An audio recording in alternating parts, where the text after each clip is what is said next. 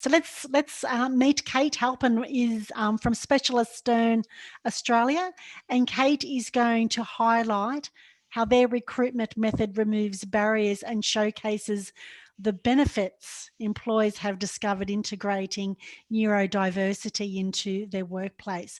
So Kate's presentation is on best practice model for employment support services, creating sustainable career pathways for autistic talent. So thank you, Kate, and welcome.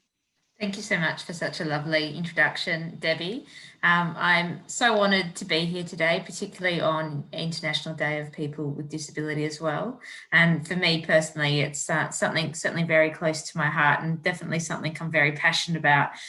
So it will actually provide a challenge for me today, trying to keep to the 20 minutes, because if anyone knows me well, once I get onto something and start talking about something I'm passionate about, it is quite difficult to slow me up, but I will do my very best to keep within time today. So I really do appreciate you being here. As Debbie mentioned, today I'm going to be speaking about a best practice model for employment services and discussing in a little bit further detail about the Specialist Stern method and why we find that this is quite effective in creating a sustainable pathway for autistic talent.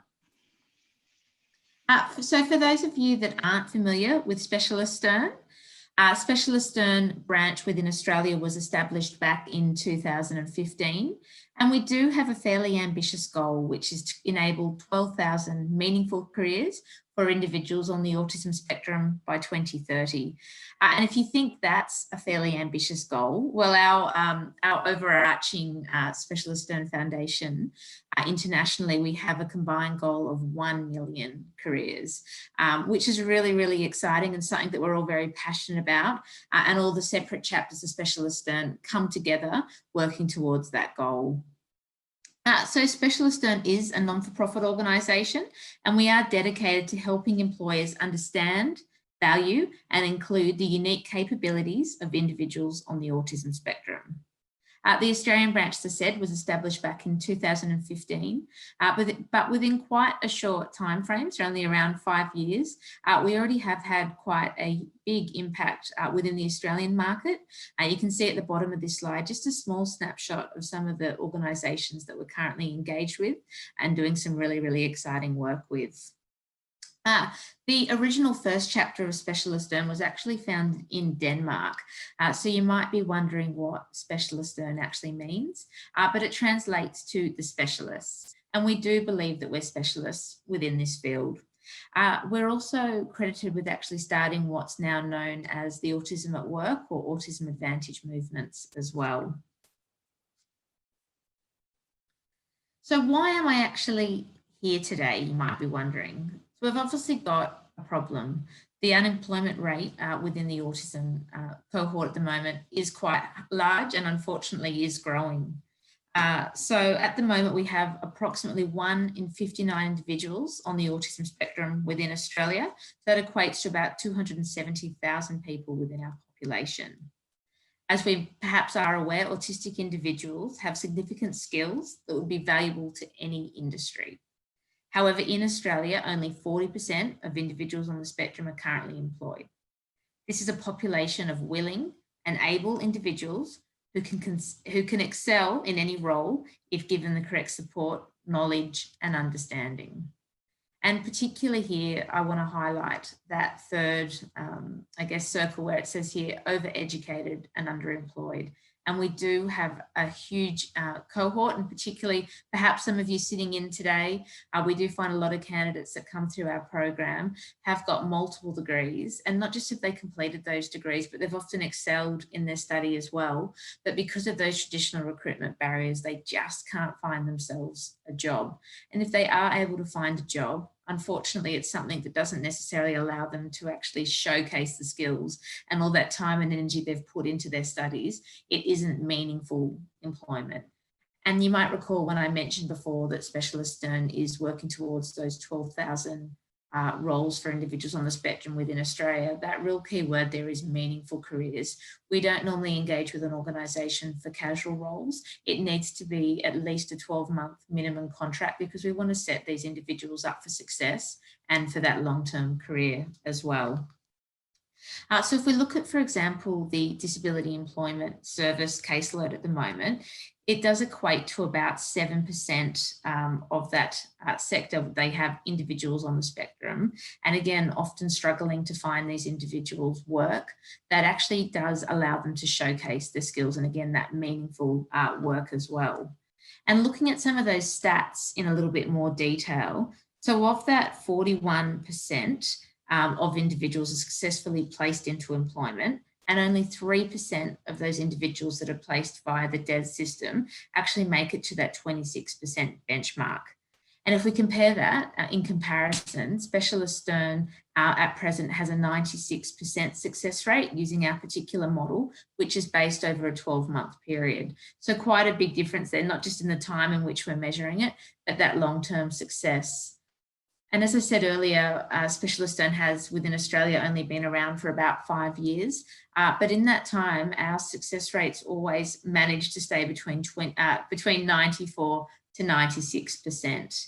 And why that perhaps is the case is because the way in which we assess candidates, yes, it does take a little bit longer or a lot longer than perhaps a traditional recruitment process. But by the time we've finished our program, we genuinely understand in a lot of detail the skills and the strengths of the individuals that come through our program. And we have a lot of faith that we're matching them into the right role.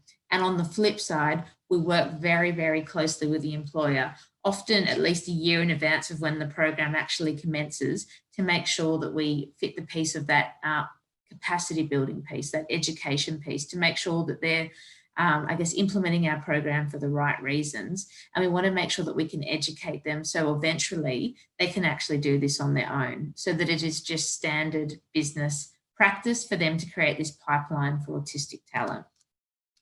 So in today's presentation, I'm going to explore how our patient practical approach works, the steps we take to train and match candidates into meaningful roles, and the successes that we've had working with employers to integrate neurodiversity within the workplace. It's hoped that Specialist Stern's best practice model can assist employment services in understanding and assisting autistic job seekers to obtain long-term and sustainable employment outcomes.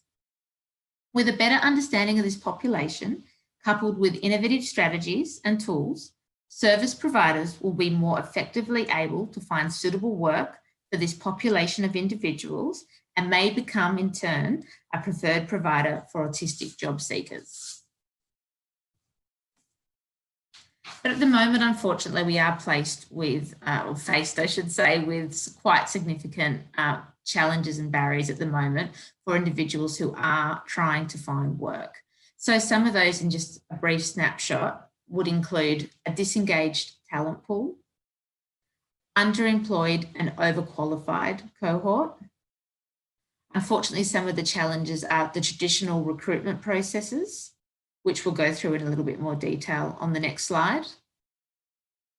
They may start to feel sick of attending interviews and being measured for social skills and cultural fit. Often increased anxiety as a result of actually going through the recruitment process, and often they're viewed as disabled.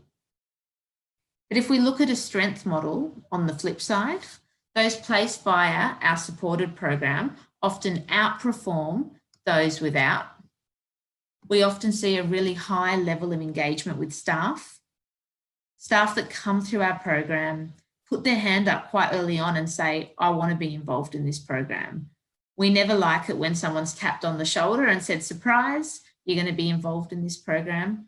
We want managers that right from the start see the value in having a neurodiverse workforce and accessing autistic talent.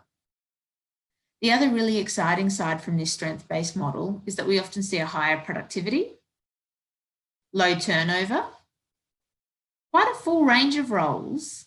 And although I guess stereotypically we know a lot of individuals on the spectrum do enjoy and often look towards STEM roles, we know that this is only it's a stereotype, and Specialist Earn's quite passionate, and particularly in the last 12 months, about challenging this a little bit more. And once employers are comfortable with us and perhaps have done repeat programs, we're now challenging them to look at other roles within their organisation where there might be a high turnover, there might be certain skills required for those roles in which we, again, stereotypically perhaps see individuals on the spectrum excel, and we're getting a lot of success. So we're now starting to actually move away from STEM and realising that because it is a spectrum, individuals can excel in such a broad range of roles, which is really exciting. So I mentioned before that there are some recruitment barriers in the traditional recruitment process. So for individuals on the spectrum who are looking for a job, before they even get to the exciting or nerve-wracking part of actually getting to an interview, they've got to make it there first. So for a lot of individuals on the spectrum, they're quite rigid and quite literal in their thinking. So if they pick up a job advertisement and they read through what's required and those essential criteria, they may not even apply just based on the language and some of that, based on the language and jargon in those job advertisements as well. If something says it's essential and you must have really strong communication skills, we know again that stereotypically for many individuals on the spectrum, they might be quite honest and say, you know what, communication isn't my strength. Whilst they are still very able to communicate and willing, both verbally and in a written format, they perhaps wouldn't say that their communication is to that excellent level. And as a result, they may not even apply. So we often see job advertisements containing confusing jargon and terminology, stipulating unnecessary qualifications, requiring exceptional communication skills and teamwork skills. They often offer limited transparency on the actual role itself. And if someone is fortunate enough to get to that interview stage, well, it does rely on rapport building. And again, for many individuals on the spectrum, that's not necessarily a situation where they feel very comfortable. That need to make small talk, perhaps put your hand out, shake the hiring manager's hand, making eye contact. For a lot of individuals, that's actually not environment in which they feel very comfortable and may not necessarily thrive and put their best self forward. So we see these constant barriers. We're also aware that for many individuals on the spectrum, their resume may not necessarily reflect their skills. They may have a university degree, for example, but have never been able to find work for several years after completing that degree, and perhaps have had some casual jobs here or there and start to get quite a patchy resume as a result.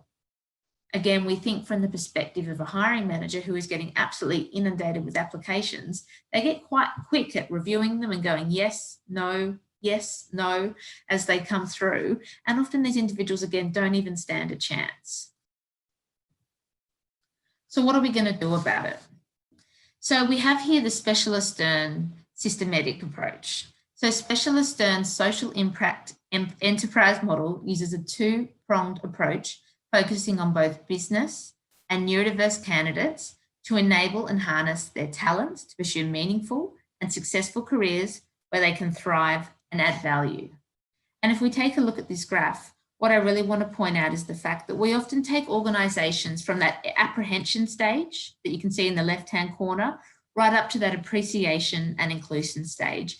And it is a journey. And as I mentioned earlier, often when we first engage with an organisation, it might be at least a year before we actually get to that next stage of actually conducting a training and assessment program and going through the steps to actually source autistic talent. We find that the most significant barriers that autistic individuals experience in pursuing open market employment opportunities, again, is coming back to this traditional recruitment process, and something's got to change. And we're also aware that for a lot of employers, they do have preconceived and unconscious biases as well. And again, that just creates yet another barrier that these individuals face when they're trying to find work.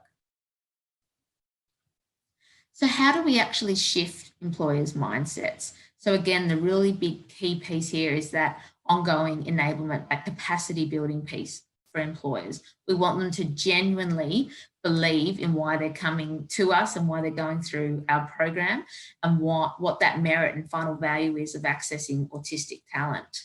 And I particularly like this slide because, you know, often I do hear, I guess, remarks, throwaway statements like, you know, that particular individual is quite rude. You know, they're always very direct and I don't like the way in which they answer questions or respond to me.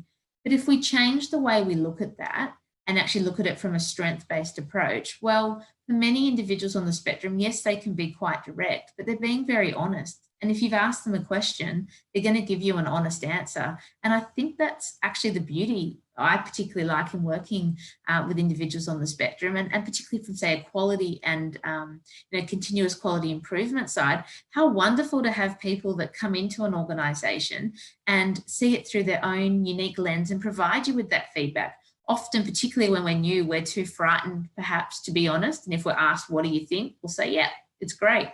But often when you're working with someone on the spectrum, they're going to see it through this very unique point of view, this out of the box thinking, and they're often going to bring some really new, creative and innovative ideas to life as well. And similar, you know, if someone's really pedantic and perhaps they take a long time when reviewing something or working on something, but on the flip side, let's look at that as that individual being detail orientated. And again, how fantastic to have someone that has that keen eye, that attention to detail as well. And there's so many jobs that could correlate to as well. So again, if we work with employers closely and we do that education piece, we can work with them to start to, I guess, demystify working with individuals on the spectrum, to start to break away from some of those myths and those misconceptions. We work with the entire organisation from the top down to actually educate them. So it's not just the direct group that are involved in that hiring process, but from the top down, we want those employees to come through our training and awareness piece as well. We'll be quite honest. We'll discuss what some of those particular challenges might look like, and we'll provide strategies to assist as well. We work with the hiring manager and the individuals to create employment support plans. And we also provide ongoing coaching and mentoring, not just for the actual individual coming into the role, but particularly for the manager, again, making sure they're aware how to support individuals who are neurodiverse. So the exciting part. So what does our approach actually look like? So we obviously have this very alternate, practical approach to the interview.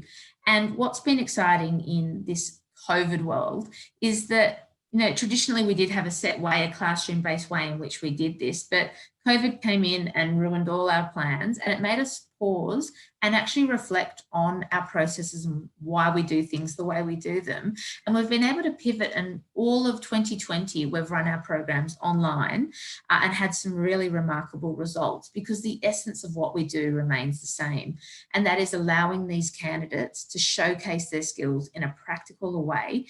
And we're assessing their skills that are only relevant to the job at hand. And we've been able to really engage with the hiring managers as well and get them really involved and to hear about their teams and hear about the culture within their team, because we all know that's such an important element as well. Like anything, someone perhaps can do the job, but unless we've got that cultural fit right as well, then it's never going to be a success. So we have 4 very clear, distinct stages. So stage 1 is that identifying the roles and understanding that workplace, which is really, really important. And as I said, sometimes that can take up to 12 months, and to make sure that we're identifying the right roles as well. And then we move through to that sourcing the candidate stage. So I talked earlier that really a lot of those resumes, for example, that applicants put forward, they're really not necessary. So what we do is we completely remove the resume process. And when candidates apply for our program, we only have 3 set criteria. 1, that they do have an official diagnosis of being on the autism spectrum. 2, that they're over 18 years of age. And 3, the majority of the organisations we work with do require the individual to be an Australian resident or permanent citizen as well. Apart from that, we're not necessarily looking for qualifications and specific skills. We often find that a lot of individuals that come through our program are completely unaware that the amazing skills they have don't come naturally to the average neurotypical individual, because they've always just done that naturally. Or if they've got a really strong interest in a certain area, they spend so much time and energy learning about that particular area and don't realise again that they actually are expert subject matters within that piece of, within that piece of equipment or that particular task that they love doing. Individuals that enjoy ethical hacking, because why not? That's their interest, that's their passion. They're the types of candidates we want to draw out. So we remove that resume, and instead the candidates will upload into our database, and they'll answer questions that allow us to slowly start to extract some of that information. And we're getting really high hit rates now. The most recent program I ran, we had over 100 applications with Westpac, and just such strong caliber of candidates out there too, which shows us that the need is there, that we do have this continuous new cohort of individuals seeking work who are highly talented, and it made our job very hard because we only had 8 roles available for that particular program, and we had this huge need within the market here to find work within this space. Once we've actually gone through that sourcing the candidate stage, we move on to that training and assessment stage. So we can now, as I said, either do that as a classroom-based program, or we can run that program online, but we're really specifically tailoring the assessments around the roles that are available. If we have 8 roles, the candidates don't necessarily have to go through all the assessments for each role. They can pick and choose the assessments that are relevant to the roles they're interested in, or if they're open and willing, they might try and go through all of those roles just to have as much chance as possible in this process. And even during this stage, we continue to work with the employer, continue to build their capacity and their enablement as well. And really, as I said, involving the hiring managers throughout that program daily in all of these activities as well. And then we get to stage 4, the exciting part, but it's not actually the end, whereas this is really only the beginning. So what we do from stage 4 is start that onboarding process. So once those candidates are selected and they're offered their roles, we'll start working with the candidates one-to-one to develop those employment support plans. And they're a really honest reflection of each individual's strengths, but also we break it down within a workplace environment, thinking about their preferred method of communication. We think about how they process information. And a huge piece here is that the hiring managers that are involved as well, often they're quite good at what they do, and quite naturally they do a lot of the, strategies we discuss because they're just good hiring managers. And what I mean by that is a lot of the strategies we suggest cost absolutely nothing, but it's just taking the time to realize that each individual within their team does have a different learning style, has a preference for communication.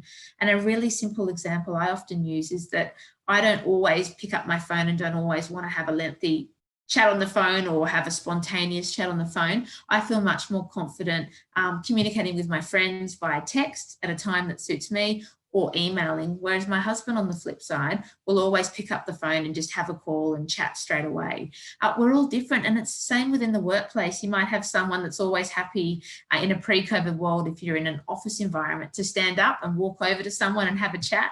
Other people might only be sitting a few seats away, but would much rather send that person an email. We are all completely different from that perspective, and it's just about taking the time to actually appreciate that and make some small tweaks and changes to ensure that those individuals onboarding into your team feel supported right from day one.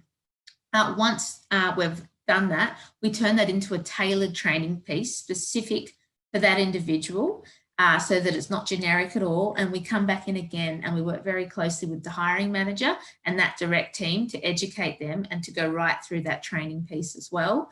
And from day one, for the next 12 months, we provide what we call ongoing enablement support. And that piece is crucial. And that's why we do manage to maintain that 94 to 96%, because we're there along the way. And it's not hand-holding. At the very beginning, we're there to make sure that we set the individuals up to thrive. But we know these candidates can thrive. We know because they've come through our program. We've seen what they're capable of. We've seen how far we can push them. Where that support is so crucial is actually on the flip side for the managers. We put a lot of emphasis on making sure those managers feel supported, that they know that they can come to us, talk through anything that might come up along the way as well. And we go through that with them along with the individual for that 12-month duration. And that's one-on-one mentoring, coaching type sessions. And gradually, as we get towards the 12-month stage, it does fade out, so that by the end of the 12 months, the team feels really confident to support this individual for long-term success. And what's even more exciting is that we are starting to measure that long-term success. So that 94 to 96% is based at the end of 12 months, but we find the majority of our employees are still employed 3, 4, 5 years down the track now, that we're getting to that 5-year stage. And they actually often come back and speak at future programs with that employer as well, to talk about their journey and to show where they're at now. And I think that gives the candidates a lot of hope that, as I said at the very beginning, it's about meaningful long-term career pathways for these individuals as well. And by setting up this ecosystem of support, we ensure, as I said, that everyone feels supported, right down to the individual and through to the wider organisation as well. It might be connecting them back with a DES. It might be, as I said, that ongoing enablement support with Specialist Earn. It's setting them up with their own cohort that have come through the program as well, so they can have, say, lunch and learn sessions and get together and chat. It's connecting them with the EAP within the organisation if required. And the HR, we also have a buddy and mentor program as well. So there's this huge ecosystem of support that all plays such a crucial role in the success for these individuals. And we know it works. As I said, it comes back to that 96% success rate at the moment, but we just need organisations to realise that they need to move away from those traditional recruitment processes and to start to think about how they can fairly assess talent in order to make sure they really are getting the right talent for the right role. And we know that if we do source autistic talent for the right role, we see some really remarkable things. There you go. I finished 2 minutes early. Question time. Thank you. You are amazing, Kate. To get through. No, we've certainly put the challenge out for a lot of people to fit a lot in a very succinct time. So you're up to the challenge. So thank you very much for that, Kate. We do have some questions that have come in. So we do have a few minutes. So we might just hit you with 1 or 2 of those. And then if you're happy to stay afterwards to continue answering some of those questions, that would be really good. And I think one of the new catchwords for me is ecosystem of support. I do love that. That's a really, really good. There was a question that came in, and I think, sorry, Susan, I'm talking fast. I think it was in relation to the Westpac scenario that you gave, where you had so many great students apply for the position, but you only had 8 positions that were available. So what happens to those that were not successful in receiving a position? Fantastic question. So we often find, for the first part of that component, so we obviously had 100 applications. So what I didn't mention in the interest of time is the way in which we start to go through those applications to find who's suitable is we get it down to about 50%, and we invite that 50% through to what we call pre-assessment workshops. And again, right from there, we start to assess the individual's talents in a 1-day workshop. So again, it's a full 1 day. That removes, say, the phone screening process, say, a traditional process. And unfortunately, the candidates that didn't make it to that stage, well, we've now got their details in our system, and we just encourage them to continue to apply for future programs. For those candidates that come through our pre-selection workshop, it is similar to a certain extent, but because they've come through there, they sometimes don't necessarily have to go through that pre-assessment stage for other programs, particularly if we start to know where their skills and strengths lie. But ultimately, in short, once we capture the data in the candidate's information in our database, then we are now also starting to proactively work with organisations to help them source what we call pre-assessed talent. And that's really exciting. So unfortunately, for the Westpac program, we ended up having 15 candidates come through the proper full training and assessment program. And there were 8 roles available. But what happens every single time, without a doubt, is the hiring managers go, oh God, how do we make our decision? And all of those candidates can do this job. And we're actually currently in discussions with hiring managers from that program, trying to get some additional funding and roles, because they see firsthand the talent that these individuals have. So we try and do that. We try and market them as pre-assessed talent, and we keep in contact with these individuals as well. And we're in a really exciting situation, because businesses are now starting to see that accessing autistic talent is actually going to give them a business edge. It's no longer about ticking a box and doing the right thing. Whilst that's still great and really important to have that representation, they're actually going, we can't fill these roles at the moment. How do we start to look outside the box? Where is a huge talent pool of untapped resources? And we know that we have this within this autism space. So more and more employers are now coming to us, making our job easier. Well, you know, when I first started 8 years ago, I was proactively going out to them and quite literally door knocking, picking up the phone.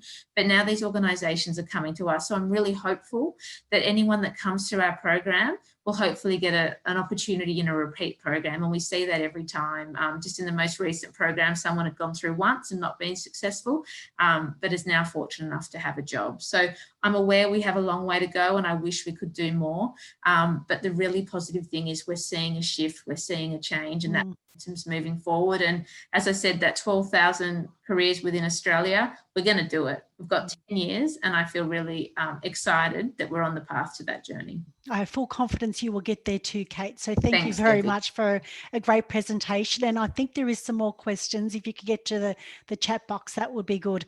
Wouldn't it be wonderful? You know, we've shown during COVID that we can change systems and policies and things. Wouldn't it be good just to change for everybody this whole recruitment system, you know? It's time. That's right. It affects a lot more than just the, I guess, autistic cohort. It certainly does. So, Kate, thank you very much. Thanks for joining us. Really appreciate it. Thank you, everyone, for listening.